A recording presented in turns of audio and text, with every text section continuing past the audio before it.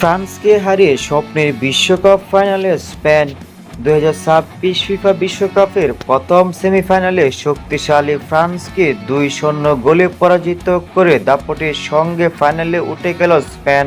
Mikel ইয়ারসাবাল 22 মিনিটে penalty থেকে গোল করে দলকে এগিয়ে দেন।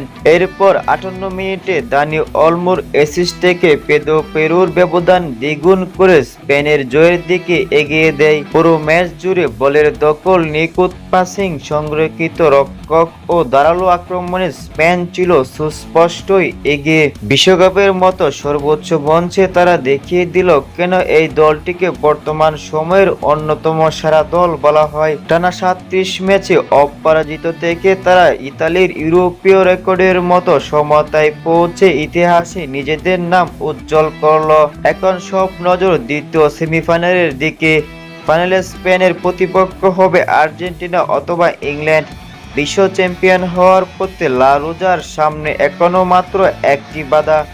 অন্যদিকে মুখে আছে আর্জেন্টিনা ও ইংল্যান্ড ম্যাচ। তাদের মধ্যে হয়তো একজনকে হারিয়ে অন্যজন সেমিফাইনালে তাদের মধ্য থেকে হয়তো আর্জেন্টিনা অথবা ইংল্যান্ড একজনকে হারিয়ে ফাইনালে মুখোমুখি হবে স্পেনের সঙ্গে।